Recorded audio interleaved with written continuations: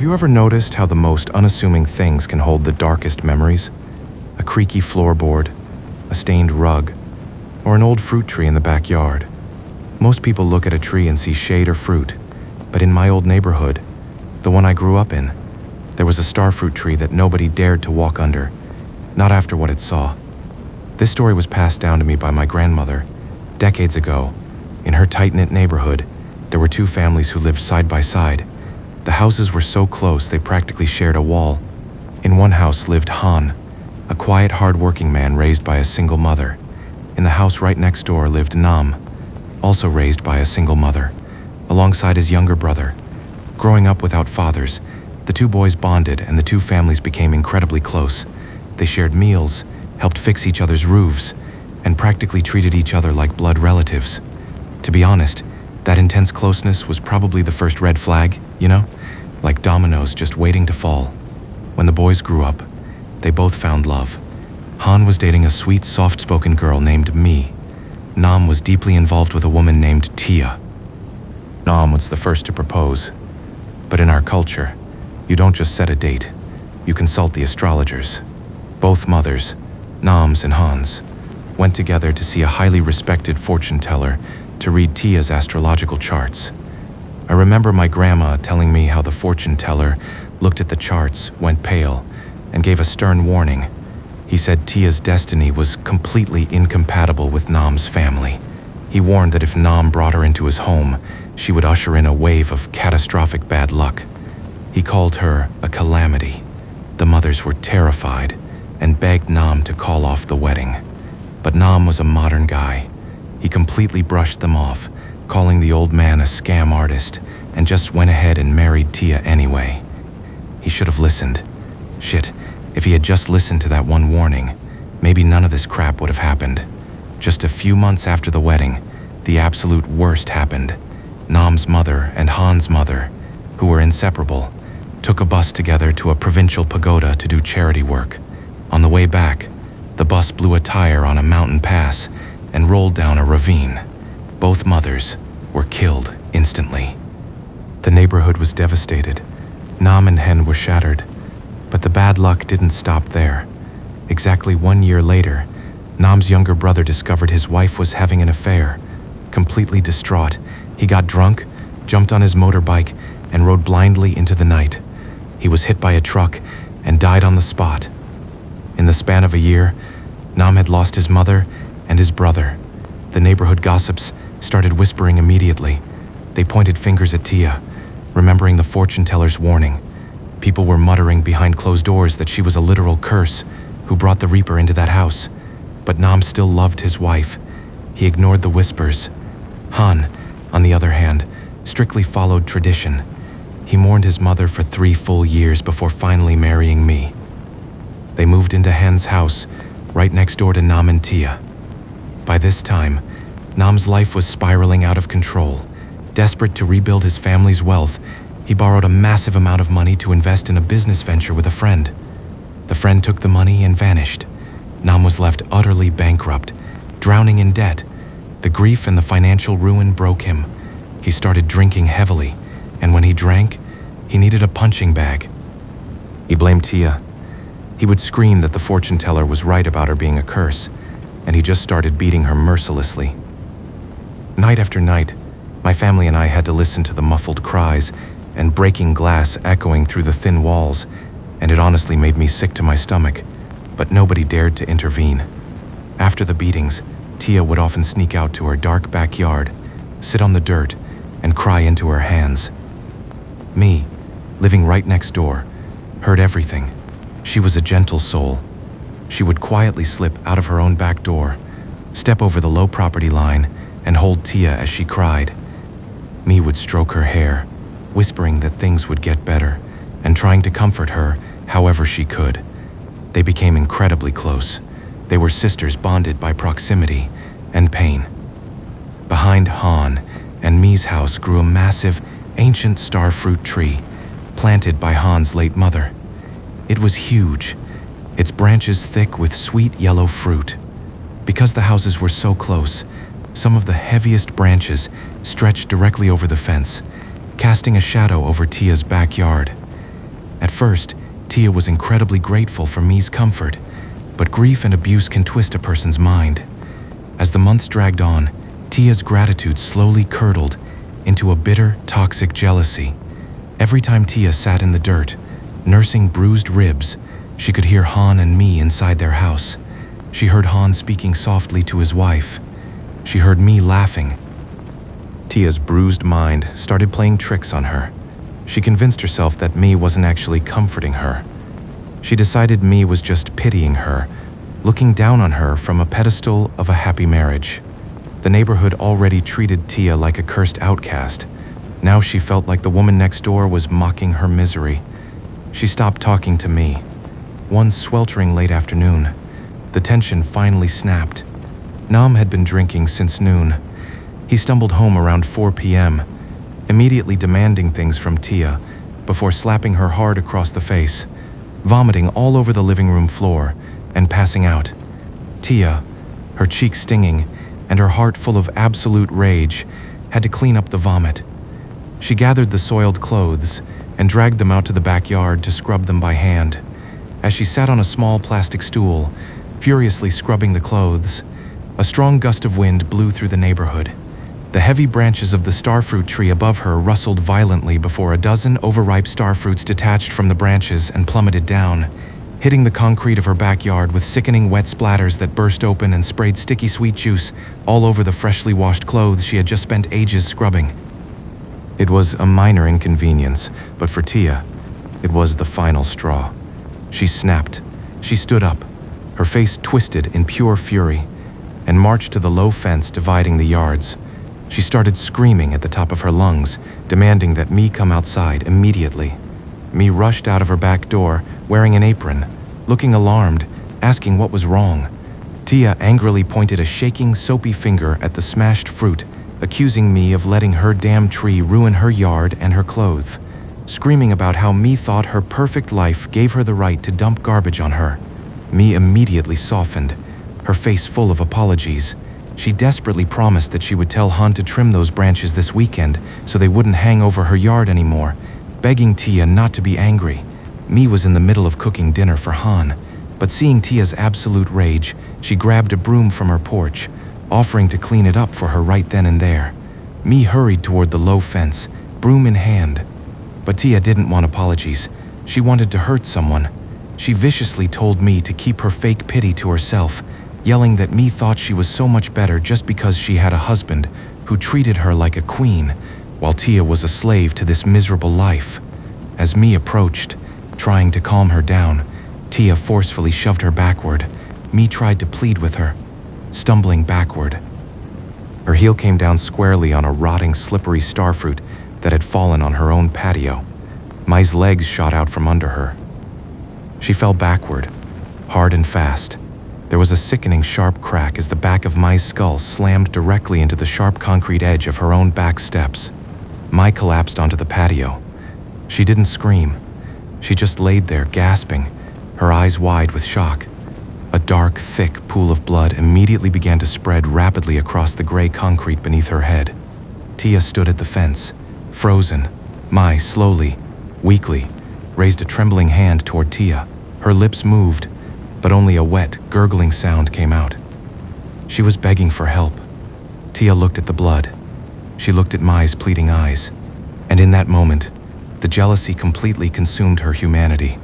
Tia slowly lowered her hand. She turned her back on the dying woman, walked inside her house, and quietly shut the back door. She left Mi there to bleed to death in the dirt. It pisses me off so much just thinking about it. I mean, what kind of monster just walks away like that? At 6 p.m., Han came home from work. He called out for his wife. The house was quiet, but he smelled something burning on the stove. He turned off the burner and walked out the back door, expecting to see her sweeping the yard. The agonizing, primal scream that tore from Han's throat shattered the quiet evening. Neighbors came running. The police and paramedics arrived with sirens blaring, but it was far too late. The blood had already dried around Mi's head. When the police questioned the neighbors, Tia put on a brilliant performance. She fake cried to the cops, claiming she had been inside the whole time hiding from her drunk husband and hadn't heard a single thing. The police examined the scene. They saw the broom, the squashed starfruit on the patio, the sharp edge of the concrete step. They ruled it a tragic, freak accident, a fatal slip and fall. Han was a broken man. At the funeral, he looked like a hollow shell, weeping uncontrollably over his wife's casket. They had been married for less than a year. 3 nights after the funeral, Han collapsed from exhaustion on the floor right in front of Mi's altar. He had a vivid, terrifying dream. In the dream, he was standing in his living room. The house was pitch black. He heard a soft, muffled sobbing coming from the backyard. He walked out the back door and saw the silhouette of a woman curled into a tight ball, sitting in the dirt directly beneath the starfruit tree. He ran to her, desperately asking if it was her. The woman stopped crying. She slowly stood up and turned around. It was Mi. Her face was pale, and the back of her hair was matted with thick, dark blood. Han fell to his knees, reaching out to grab her, sobbing that he thought it was just a nightmare and that he missed her so much. He tried to hug her, but his arms passed through empty air. Mi looked down at him, her eyes completely devoid of the warmth he remembered. She told him in this unnaturally echoing whisper that she was dead and that it wasn't an accident. She revealed that Tia had pushed her and then just stood there watching her bleed out and beg for help. Han stared at her in horror. The air around her dropped to a freezing temperature as she hissed that she would never forgive her, promising that she was going to call Tia's name, and the moment she answered, she would drag her down into the dirt with her. As she spoke the final words, the massive starfruit tree above them shook violently. Hundreds of fruits detached simultaneously, raining down on the patio like a barrage of rocks, the deafening thuds echoing right into his waking mind as Han jolted awake, drenched in cold sweat, his heart pounding in his ears. He sat alone in the dark living room, staring at his wife's portrait on the altar. He tried to convince himself it was just grief playing tricks on his mind. Mi was dead. Tia was her best friend. It made no sense. But next door, the terror was just beginning. For the first week after the funeral, Tia felt a twisted sense of relief. Her secret was safe, but as the days dragged on, the guilt began to fester. Every time she closed her eyes, she saw Mi's wide, pleading eyes and the expanding pool of blood. She stopped sleeping.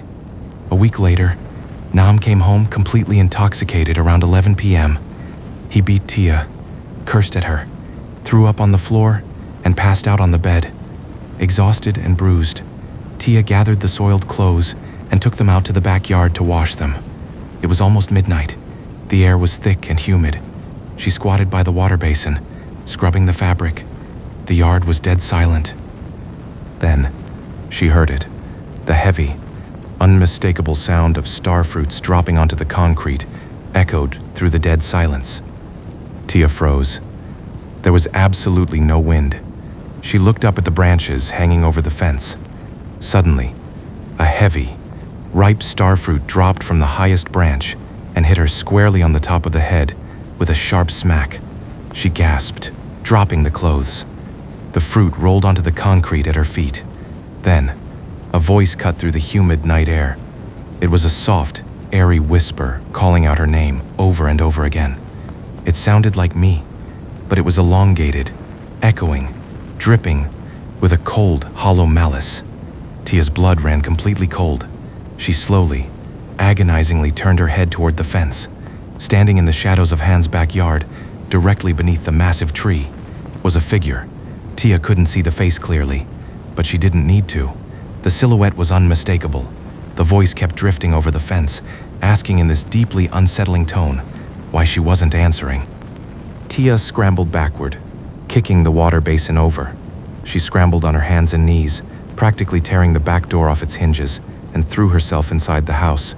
She slammed the heavy wooden door shut, threw the deadbolt, and collapsed against it, hyperventilating.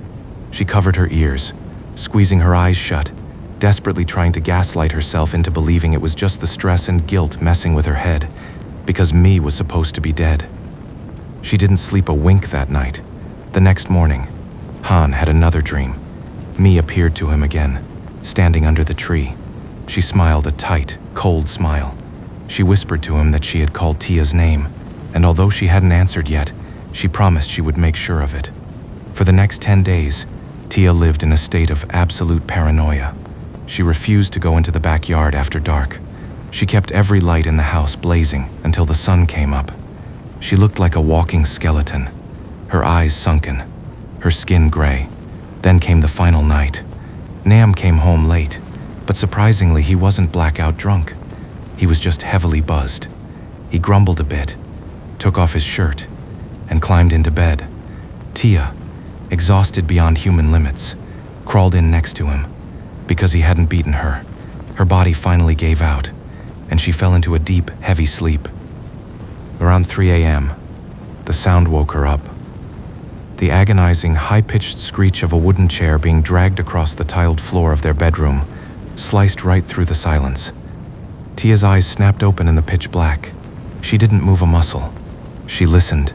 There was a heavy thud as someone finished dragging the vanity chair away from the desk and sat down right next to her side of the bed. Tia held her breath, her eyes wide with terror, staring at the ceiling. Then, she heard the tapping. Fingernails were drumming rhythmically against the wooden vanity table, tap after tap after tap, growing more and more insistent. The whisper came from right beside her ear, calling her name and asking why she wouldn't just answer. Tia squeezed her eyes shut. She prayed to every god she knew.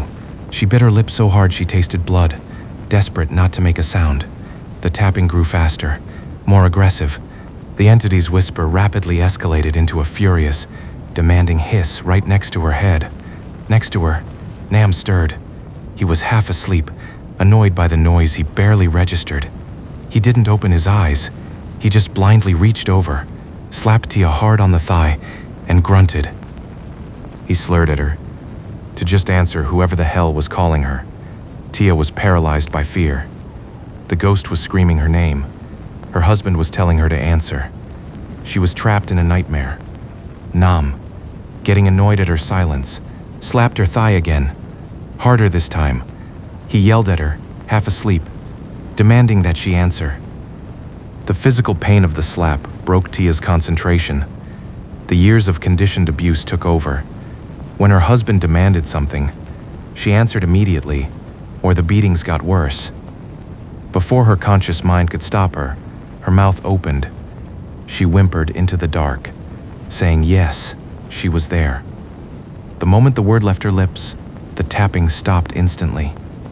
From the darkness right beside her bed, Tia heard a low, wet, gurgling laugh. Got you. Suddenly, two freezing, invisible hands clamped down on Tia's shoulders. They gripped her with terrifying, unnatural strength, yanking her violently upright into a sitting position. Tia tried to scream, but the air was instantly sucked from her lungs. She stared into the darkness, her eyes bulging, her jaw locked in a silent scream of absolute, fucking unadulterated terror. Nam drifted back to sleep, oblivious. The next morning, the sun streamed through the bedroom window. Nam woke up, stretching his arms, groaning from a slight hangover. He rolled over to yell at Tia to make him coffee.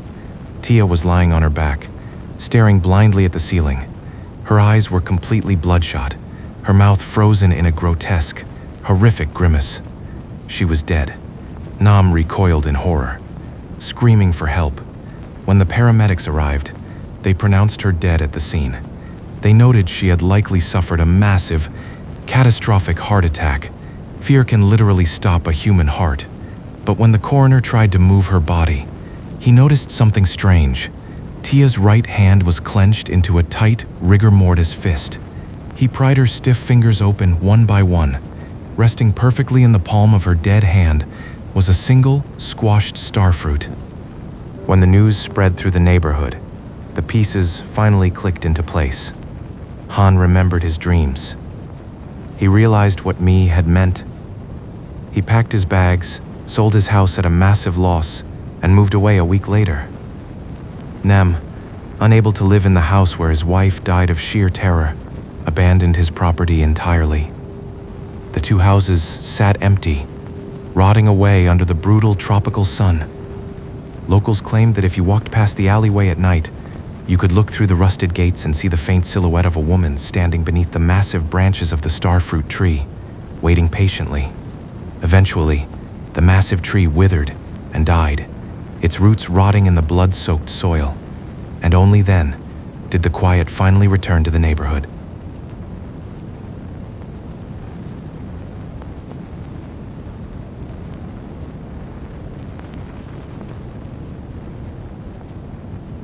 I've always been the funny friend. You know the type. I'm the guy who can turn a trip to the grocery store into a 20-minute stand-up routine. I'm gay, I'm loud, and I have absolutely no filter. Making people laugh is just my default setting. Before 2016, I didn't believe in ghosts. I grew up in the countryside hearing all the old wives' tales, but I moved to the city, got a job at a factory, and lived in a tiny 15-square-meter apartment for 3 years without experiencing a single bump in the night. I figured the supernatural just wasn't interested in me. But it turns out, the dead get bored just like the rest of us. That year, my friends and I decided to go camping. One of the guys knew a spot near a shallow stream, backed up against a dense, overgrown patch of woods outside the city. We packed up our motorbikes on a Saturday morning and headed out. The moment we set up the tents, the drinking and the roasting started. We were loud, extremely loud. I was in rare form that afternoon, doing impressions of our terrible boss, telling embarrassing dating stories, just completely holding court. At one point, my friend slapped my shoulder laughing so hard he was crying, swearing to God that I, Han, needed to be a comedian, joking that I could tell a story about a funeral and make it hilarious to the point where even the ghosts would be laughing at my jokes. I puffed out my chest and flipped my hair, bragging that if a ghost came near me, they wouldn't haunt me, but instead they'd buy a front row ticket to my show. We all cracked up, but around 5 p.m., the sun started to dip below the tree line, casting these long, jagged shadows across our campsite. I got a phone call from my mom, so I walked away from the noisy fire to get some quiet. I was pacing back and forth near the edge of the woods, nodding along to my mom complaining about the neighbors, when I looked up. Standing about 30 feet away, perfectly still between two thick trees, was a woman. She was wearing a faded, pale pink dress. Her hair was styled in an old-fashioned way, parted deeply on the side, a 70-30 split that hung heavy over her right eye. She was just standing there, her hands clasped in front of her, watching me. I paused my conversation. I assumed she was a local from a nearby farm who had wandered out because of our noise. I gave her a polite, quick nod of acknowledgement. She didn't react. She just kept staring. I finished my call and walked back to the fire. I grabbed a beer and casually mentioned to my friends that we probably needed to keep it down because some lady in a pink dress was standing in the trees watching us. My friend looked around the dark tree line and frowned, asking if I was already drunk, Han, pointing out that there were no houses out here for miles, and we were in the middle of nowhere. I insisted I saw her, but they just brushed it off. I figured she had walked away. That night we crammed into our tents. I was exhausted, but I'm a light sleeper. Sometime deep in the night, the temperature plummeted. The air inside the tent felt unnaturally heavy. I opened my eyes in the pitch black. The moonlight was casting a faint glow against the thin nylon of our tent, and projected onto that nylon, crisp and clear, was a shadow. It was the silhouette of a person slowly pacing in a tight circle around our tent. A relentless, silent stepping motion that didn't make a single sound on the dry leaves outside, as it just kept looping and looping around us. I closed my eyes tight, convincing myself it was just one of the guys going to the bathroom, and eventually fell back asleep. The next morning we packed up to leave. We were riding our motorbikes back down the dirt path toward the highway. I was riding on the back of my friend's bike. I glanced back toward the tree line one last time. She was standing right at the edge of the woods, the woman in the pink dress. I tapped my friend frantically on the shoulder, desperately telling him to look at the lady in pink that I had warned them about. He slowed the bike down and craned his neck to look, muttering that he didn't see anyone. I pointed directly at her, but when my eyes focused back on the spot, she was gone. She didn't walk behind a tree. She just ceased to exist. My friend called me an idiot, and we drove back to the city. I went back to my normal life. I lived alone in my tiny apartment. I worked a rotating shift, and that week, I was scheduled for the graveyard shift. I'd work all night, come home at 7 a.m., and sleep through the day. Because I was sleeping when the sun was up, I didn't notice anything weird, except for the temperature. It was April. In Saigon, April is a blistering, humid oven, but every time I walked into my apartment, it felt like stepping into a meat locker, a deep, bone-chilling cold that didn't make any sense. The weekend finally arrived. I didn't have to work the night shift. I spent Sunday evening lying on my folding mattress on the floor, watching TV. My room was simple. The mattress, a small bedside table, and the TV mounted on the wall. Around midnight, I turned the TV off. I placed the remote control squarely in the center of the bedside table, pulled the blanket up to my chin, and closed my eyes. I was just drifting off when I heard a loud clack. My eyes snapped open. The TV was on, blaring static snow, and the remote control was lying on the floor, 3 feet away from the table. I froze. My brain frantically searched for logic. Rats, I thought. Some damn rat bumped the remote off the table, and it hit a button. I slowly reached out of my blanket, picked up the remote, aimed it at the TV, and hit the power button.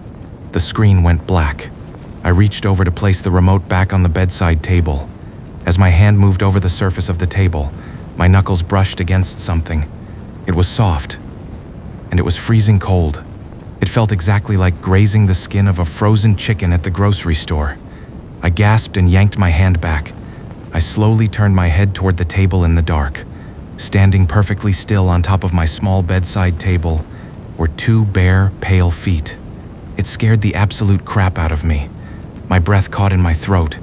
I slowly tilted my head up, my eyes tracing up the legs, up the pale pink dress, to the face looking down at me in the dark. It was her, the woman from the woods. I didn't scream. I scrambled backward across the floor like a terrified crab, hit the wall, and slapped the light switch. The harsh fluorescent bulb flickered on. The room was completely empty. I sat against the wall, my heart hammering against my ribs like a trapped bird. My chest hurt. I was hyperventilating, staring at the empty table. "You're hallucinating," I told myself. "You worked the night shift all week. You're exhausted. You're losing your mind." I refused to turn the light off. I sat huddled in the corner until the sun came up, too terrified to move.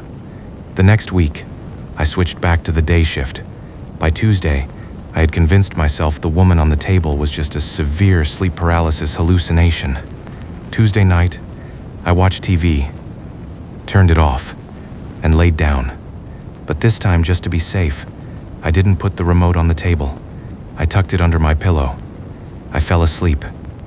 At exactly 2 a.m., I jolted awake. I didn't hear a crash, but instead I heard this agonizingly slow rhythm of fingernails gently drumming against wood, a methodical tapping sound that was coming directly from the bedside table right next to my head. I slowly, agonizingly turned my head. She wasn't standing on the table this time. She was sitting on it. She was leaning forward, her elbow resting on her knee, her fingers lazily tapping the wood in a continuous, maddening rhythm.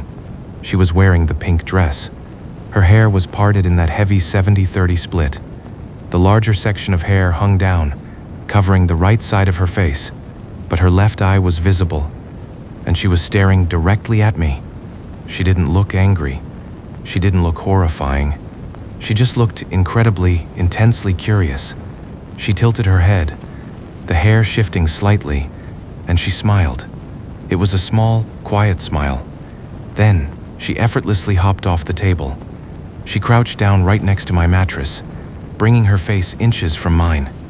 She opened her mouth to speak. I didn't hear what she said. The sheer, overwhelming terror of a ghost invading my personal space short-circuited my brain. My vision tunneled, the room spun, and I completely passed out. I don't know how long I was unconscious. I groaned, my eyes fluttering open to the sound of a voice echoing inside my head, bluntly telling me to wake up and stop fainting. She was still there, crouched right next to my face.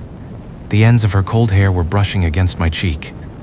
The voice echoed again, perfectly normal. demanding to know why I had passed out when she hadn't even done anything to me. I shrieked, kicking my legs wildly, screaming internally about what the fuck was happening, and scrambled backward. My foot caught on a bunched-up towel on the floor. I slipped. My head slammed violently against the wall, and I knocked myself out for a second time. When I woke up, it was 4 a.m. The room was empty. I didn't wait around. I grabbed my keys, ran out of the apartment, and sat in a 24-hour coffee shop until it was time to go to work. When I got to the factory, I looked terrible. My coworkers asked what happened, and I spilled everything. I told them about the woods, the table, the tapping. One of the older women pulled me aside and grimly explained that I, Han, had brought something back from the forest, advising me to buy some fruit, light some incense in my room, and apologize, telling it I was just a poor worker trying to survive so it would leave me alone. I did exactly what she said. After work, I bought apples and mangoes, set up a small makeshift altar on my table, and lit 3 sticks of incense. I bowed deeply, begging the empty room to forgive me if I had offended her, pleading that I was just a guy from the province trying to make a living, and desperately asking her to take the fruit and leave me in peace without scaring me anymore. I left the lights on and got into bed. I was exhausted. I closed my eyes and drifted off. I woke up suddenly. The room was pitch black. The lights had been turned off, and the silence was immediately broken by that same slow, deliberate tapping of fingernails against wood. I froze. I slowly turned my head toward the table. She was sitting there again.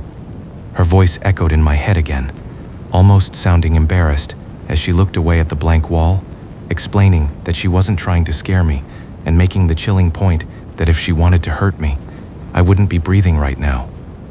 I swallowed hard, terrified to move. She quietly confessed that she just wanted to hear my stories, explaining that I had made my friends laugh so hard in the forest, and she had been in those woods for so long, enduring such absolute lonely silence that she just wanted to follow me to laugh again, pleading with her one visible eye for me not to be scared and to just tell her a story. I lay there completely paralyzed, my voice shaking as I stammered out a question, asking if she was the lady from the woods. She hopped off the table and sat cross-legged on the floor next to me, eagerly confirming that she was, and enthusiastically demanding that I tell her one of my good jokes right then and there. Tears welled up in my eyes as I cried out that I couldn't, admitting that I was too terrified. My brain was completely empty, and I didn't know any jokes. Her expression instantly hardened, the temperature in the room plummeting as her voice dropped an octave into something cold and terrifying, commanding me to sit up and tell her a story immediately. My body moved before my brain could process it. I shot up into a sitting position, my back rigid against the wall. I was sitting face to face with a dead woman, and she was demanding entertainment. I panicked. I started rambling. I didn't tell a joke. I just started frantically recounting a stupid story about a pig escaping on my uncle's farm back in my hometown. I was stuttering, sweating profusely, talking a mile a minute, and she laughed. It wasn't a creepy, echoing ghost laugh. It was a genuine bright chuckle. She clapped her cold hands together, genuinely amused, exclaiming how funny it was and eagerly asking what happened next. I sat there in the dark for an hour, telling this ghost every mundane, mildly amusing story I could scrape from my memory, and she sat there listening intently, giggling at the right parts.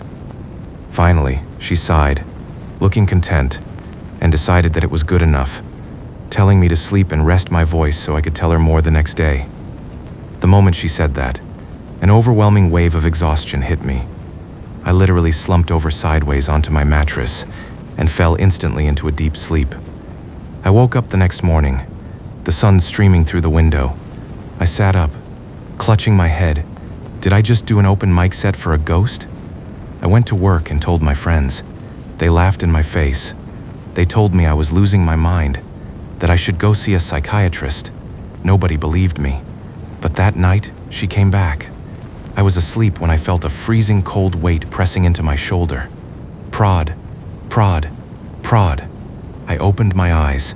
She was sitting on the table, stretching her bare foot out and gently kicking my shoulder, cheerfully telling me to wake up because it was story time. I sat up, and And the craziest thing happened. I wasn't scared anymore. The sheer absurdity of the situation overpowered the terror. I started talking. I told her about the ridiculous things my coworkers said that day. I gossiped. I complained about my boss. She laughed. And slowly, insanely, I found myself laughing with her. I was sitting in a dark room, laughing with a ghost. This became my life for an entire month. Every single night I was home, she would wake me up, and we would talk. She never drained my energy. I never felt sick or cursed. I actually felt completely fine. We became roommates, friends even, and she looked out for me. One afternoon, I was pulling my motorbike out of a blind alley. I was just about to merge onto the main road when I heard her voice scream in my ear, "Stop." I slammed on the brakes.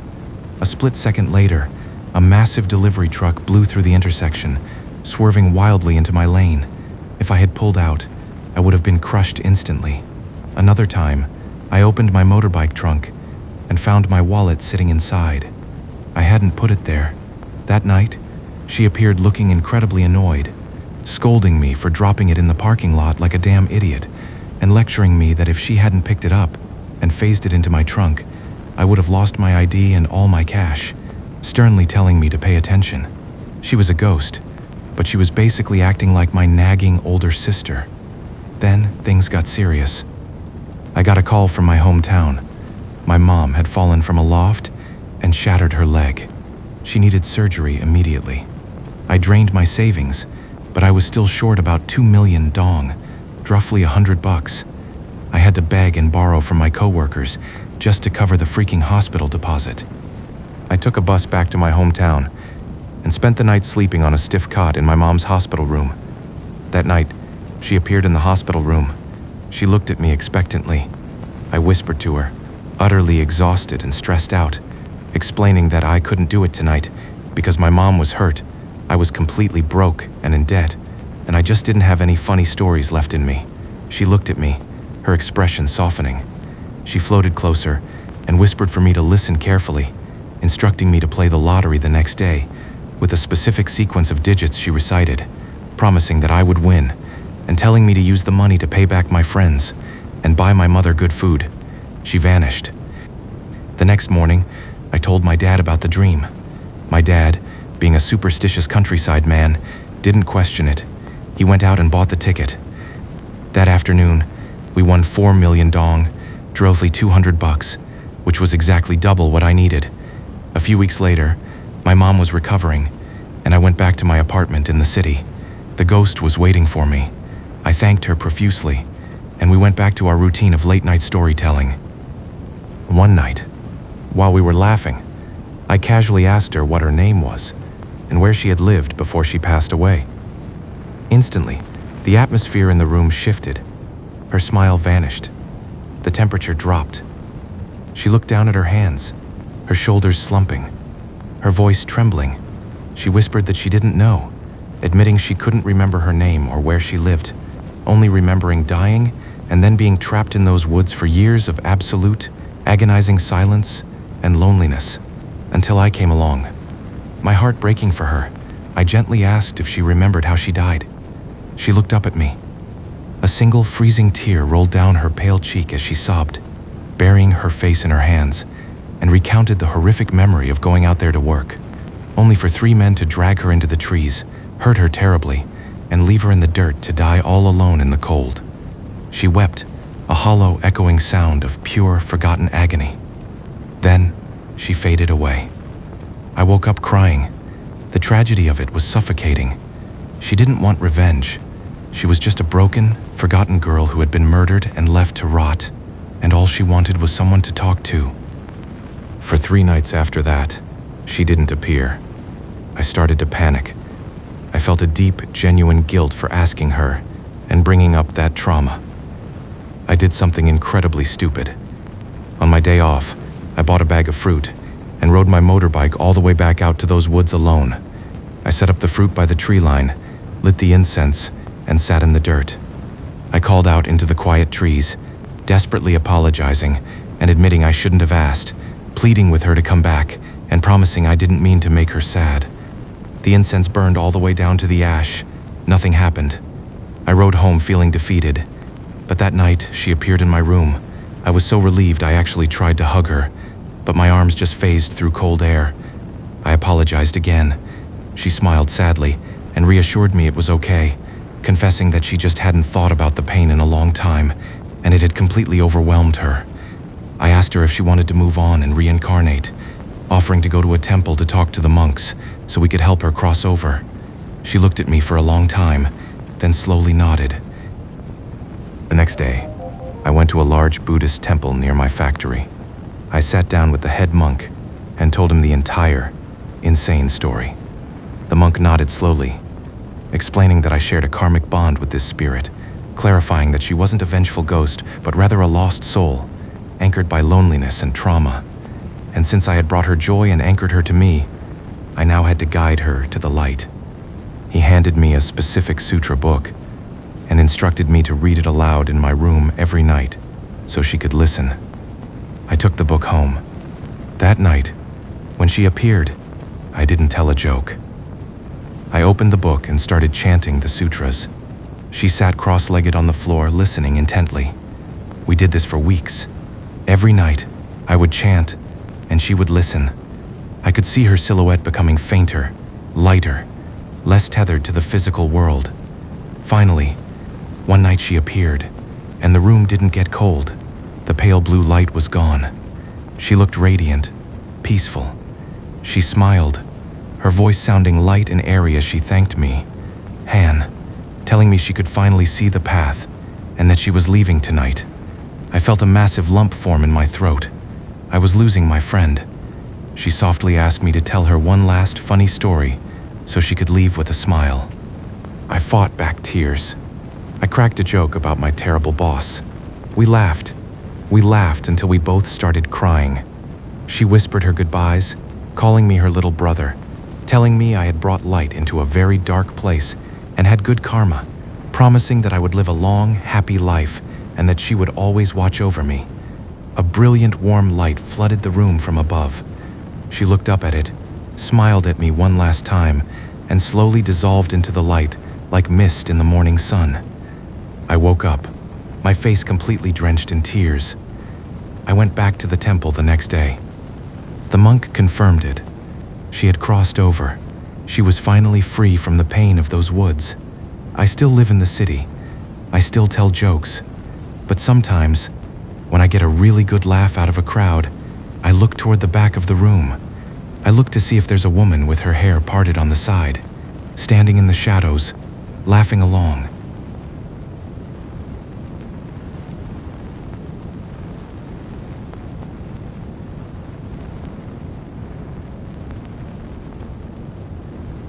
I used to think that the scariest part of my job was accidentally touching a live wire. I'm an electrical engineer. I don't mean the guy you call when your toaster breaks or your ceiling fan starts making a weird noise. I work for a massive nationwide contractor. We handle the heavy stuff. When a high-rise building goes up, we're the ones who come in and run the miles of cable behind the concrete. And when a massive commercial property has been abandoned for years and a new conglomerate buys it out, we're the team they send in to make sure the grid doesn't burn the place to the ground. My job has sent me all over Vietnam, and sometimes even to Singapore or Malaysia. I'm used to sleeping in weird places, but I will never, ever forget the job we took in Vung Tau back in late 2022. It was a huge, luxury apartment complex right near the beach. I actually recognized it. Back in 2019, before the pandemic shut the world down, my company threw a massive team-building trip, and they rented out a few rooms in this exact building. Back then, it was pristine. It was marketed to high rollers. $200, maybe $300 a night, which is an absolute fortune for a short-term rental in that area. I remember sitting by the pool with my co-workers, drinking beers, and joking about how much money our company could make if we ever scored the maintenance contract for a place this size. Well, be careful what you wish for. Fast forward to the end of 2022. The pandemic had completely gutted the tourism industry. This massive, opulent building had been sitting completely empty for over 2 years. The tropical humidity and the rats had done a number on the infrastructure. A new development group bought the property for pennies on the dollar, aiming to rebrand it as a budget-friendly vacation spot. But before they could open, they flipped the main breaker, and half the building's electrical panels literally exploded. Sparks flying, smoke pouring out of the walls on the 4th and 6th floors. It was a disaster. That's when my boss called me. He told me our 5-man crew was heading to Vung Tau for a month. When we arrived, the property manager looked exhausted. He handed over the blueprints and the master key cards. Now, my company always gives us a very generous housing stipend when we travel. Easily a couple $1,000 to split among the crew to rent a decent house or a bunch of hotel rooms. But we were 5 young, greedy guys. We looked at this massive empty luxury complex and had the exact same thought. Why spend the stipend? We cornered the manager. We begged him to let us just sleep in one of the empty apartments. We promised we'd act as free overnight security. The manager looked extremely uncomfortable, keeping clearing his throat and rubbing the back of his neck as he muttered that the place was completely dead at night, depressing, and that, with the elevators shot and the grid unstable, we really didn't want to be in there in the dark. We didn't listen. We pushed, telling him we were tough, we didn't care about the stairs, and we'd take full responsibility if anything happened. He finally caved, looking at us like we were idiots. He told us that a previous cleaning crew had managed to tidy up a massive suite on the 2nd floor. We could stay there. For the first 2 days, the work was grueling, but nothing out of the ordinary happened. We spent 10 hours a day tracing wires through dusty, sweltering corridors. The only weird thing was the elevators. The manager had told us the elevators were completely dead from the blown circuits. They were stuck on the ground floor. But whenever our crew walked past the elevator banks on the upper floors, the 5th floor, the 7th floor, we would hear this sharp, metallic ping. The doors would slowly slide open. There was never anyone inside. The cab was completely dark, but it felt incredibly deliberate, like a mouth opening in the dark, waiting for us to step in. We joked that the wiring was just heavily short-circuited, but it always sent a shiver down my spine. The real nightmare started on the 3rd evening. We had pushed 2 of the beds together in the massive 2nd floor suite so all 5 of us could sleep in the same room. It felt safer that way, though none of us admitted it. It was around 5 p.m. We were covered in drywall dust and sweat. We took turns showering in the suite's massive, luxurious bathroom. I was the last one to go in. I'm a bit of a clean freak, so I told the other 4 guys to go ahead and walk down to the beach to grab some seafood and beers, and just bring me back a plate. I wanted to take a long, hot shower and call my girlfriend. They agreed. I stood in the shower, the hot water pounding my shoulders. Through the thick bathroom door, I clearly heard the guys leave. I heard the heavy clack of the electronic lock engaging. Because the entire building was dead silent, I could even hear the heavy, rhythmic thudding of their work boots echoing down the hallway toward the stairwell. Then, the echoing thuds faded as they went down the stairs, so I started shampooing my hair. About 3 minutes later, the footsteps came back. The heavy thuds returned, but they weren't coming up the stairs. Instead, they were right outside the suite's front door. I paused with the soap stinging my eyes as the footsteps paced back and forth right in front of our room, emitting this wet, relentless slapping sound against the tile that sounded exactly like someone walking around in bare feet or soft slippers. I assumed one of the guys had forgotten his wallet and was waiting for the others to come back up. I finished rinsing my hair, which took another 5 minutes. The pacing never stopped. Just a constant, restless walking back and forth. I turned off the water, grabbed a towel, and cracked the bathroom door open. I fully expected to see one of my coworkers standing there looking annoyed. Instead, I saw that the heavy front door to our suite was cracked open about 2 inches. I frowned, thinking they had been careless and hadn't pulled it shut all the way. I stepped out of the bathroom, clutching the towel around my waist, intending to walk over and lock it. I took 2 steps. Suddenly, a shadow violently blurred past the open crack of the door. It was impossibly fast, just a streak of pitch black against the dim hallway light. But in that fraction of a second, my brain registered a shape. It was distinctly female. Slender shoulders, long hair whipping behind her, and the pacing stopped. I froze. A wave of ice-cold dread washed over my entire body. We were the only people in a 20-story building. I convinced myself it was a local squatter or a thief who had noticed our tools. I tightened my towel, grabbed a heavy wrench from my toolkit, and threw the front door wide open. I looked down the long, dark corridor toward the stairwell. Just before the shadows swallowed the landing, I saw her. A woman, her back to me, silently gliding down the stairs. She didn't have heavy work boots. She didn't make a sound. She just disappeared into the dark. I didn't follow her. I slammed the door shut, engaged the deadbolt, and sat on the edge of the bed, my heart hammering against my ribs, until the guys came back an hour later with food. When they walked in, laughing and smelling like grilled squid, I immediately laid into them. I asked them which idiot left the door open for a thief to wander in. Keed, the youngest guy on our crew, stopped laughing, pulled the master keycard out of his pocket, and held it up as he asked me what on earth I was talking about, swearing up and down that he had pulled the door shut until it clicked, that he had the only keycard, and that he actually had to swipe to get back in just now. I told them what I saw. I told them about the pacing and the woman. They all went quiet, looking nervously at the heavy door. We spent the rest of the night double-checking our laptops and phones, thoroughly convinced we were dealing with a very bold, very skilled cat burglar. We were idiots. The next night, the entity targeted Keed. Because we only had 2 large beds pushed together, Keed, being the youngest, drew the short straw and had to sleep on a small cot positioned right next to the suite's front door. We had a few beers that night, trying to shake off the creepy vibe of the building. By midnight, 4 of us were dead asleep. Suddenly, Keith screamed.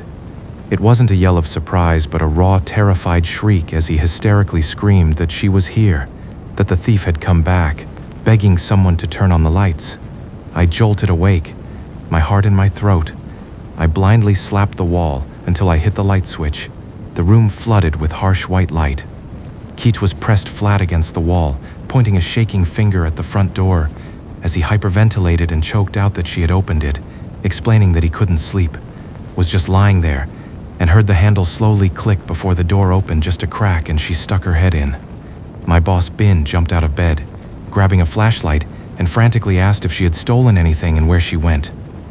Keith sobbed that she had looked right at him with a dead white face and long hair, just staring at him until he screamed, which made her slam the door shut.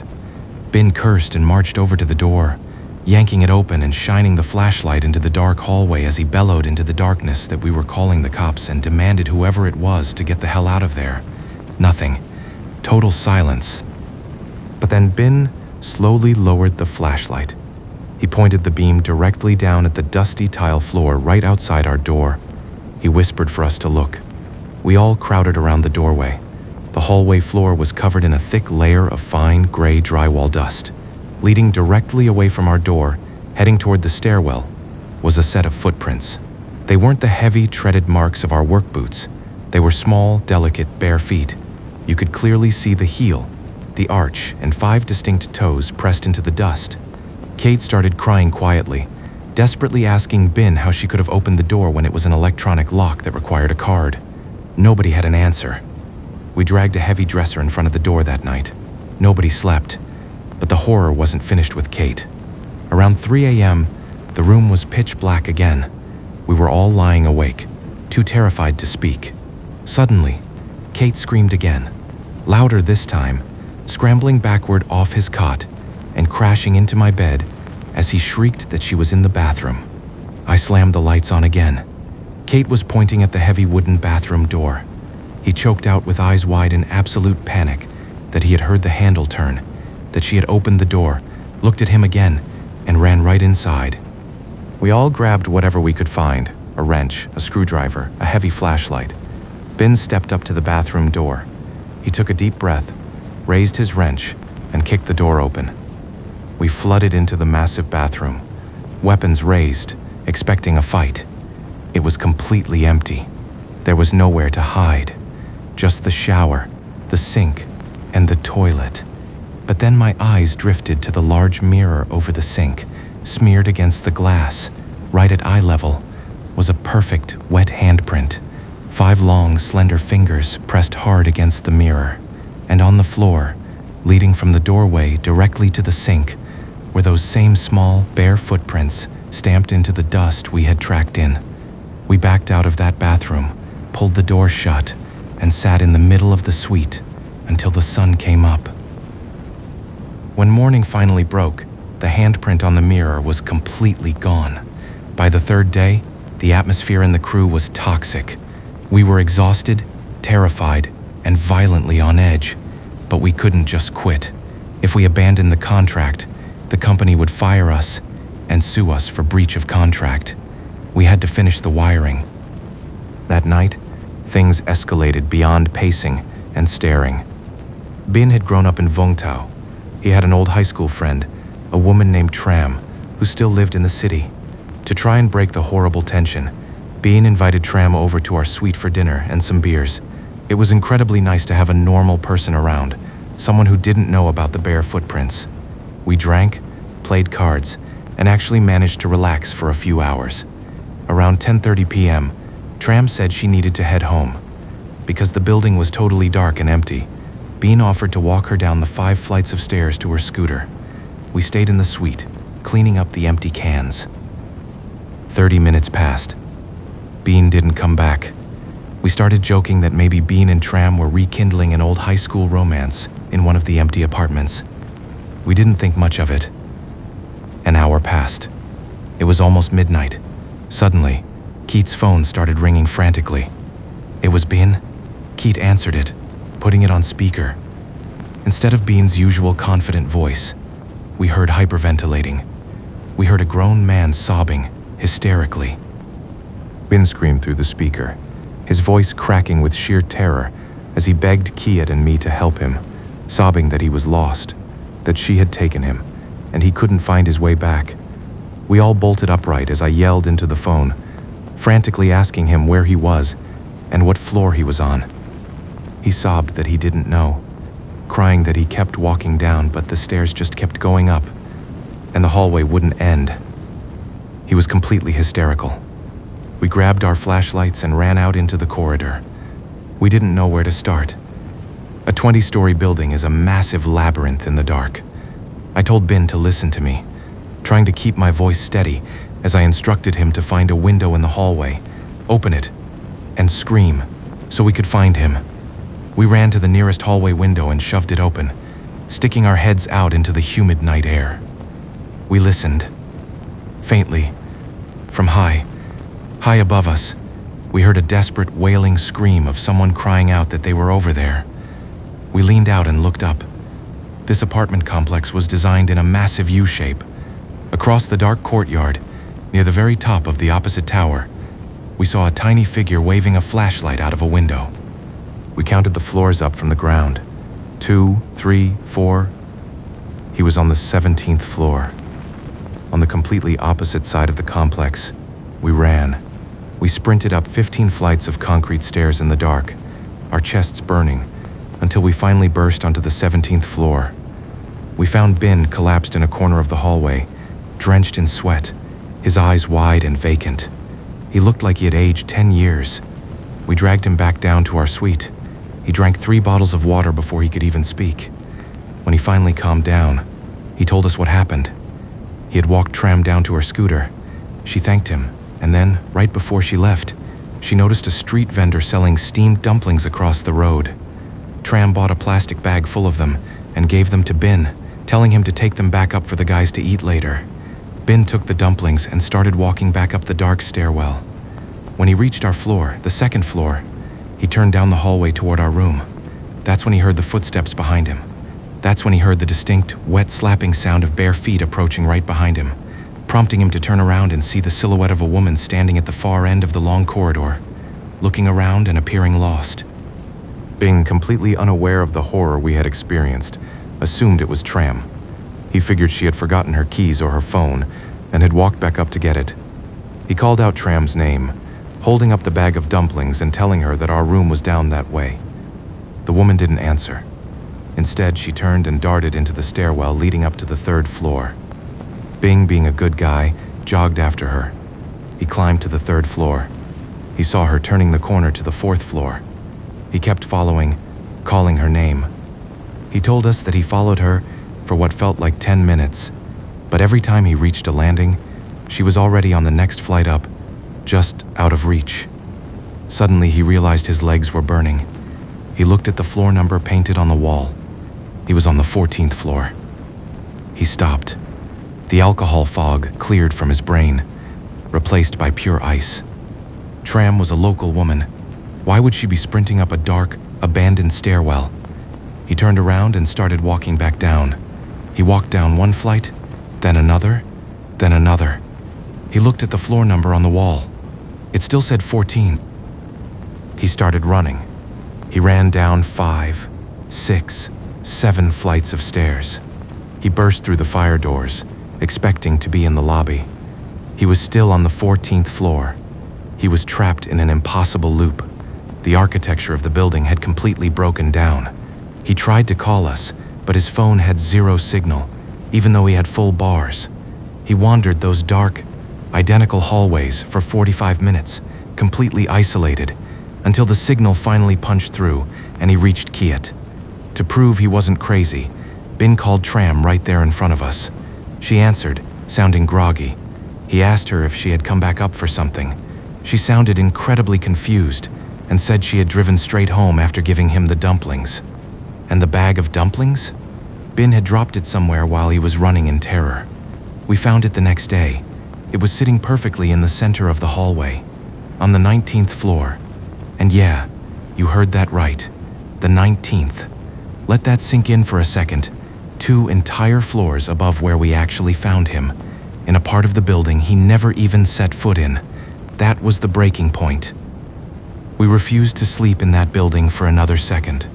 The next afternoon, we pooled our money and rented a cheap motel room a few miles away, but we still had to finish the job during the day. Before we left the suite for good, we bought a massive spread of food, incense, and paper money. We set it up in the hallway, lit the incense, and prayed. We apologized for trespassing.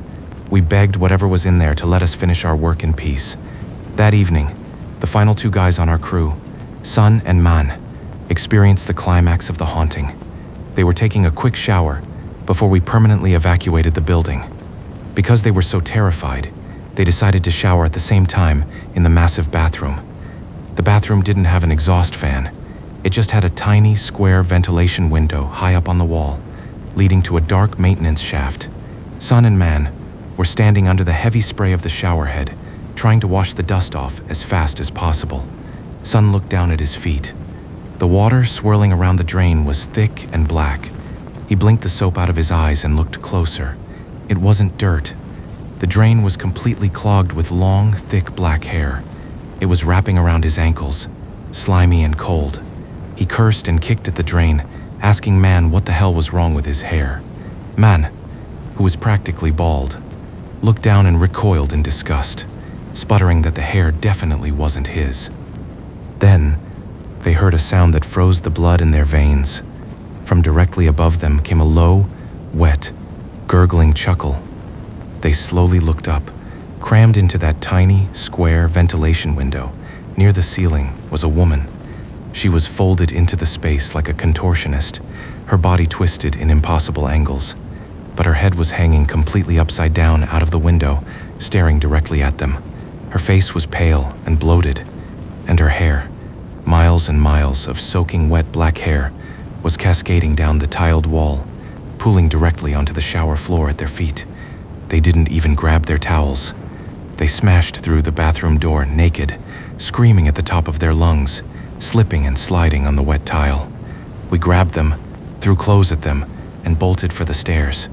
As we slammed the suite door behind us, we heard the sound of a heavy body dropping from the ceiling onto the bathroom floor, followed immediately by the unmistakable, terrifying sound of wet, bare feet slapping frantically against the inside of the door, as if she was sprinting to catch us, and we didn't stop running until we were safely locked inside our trucks. When we finally got to the safety of Tram's house, she told us the history of the building.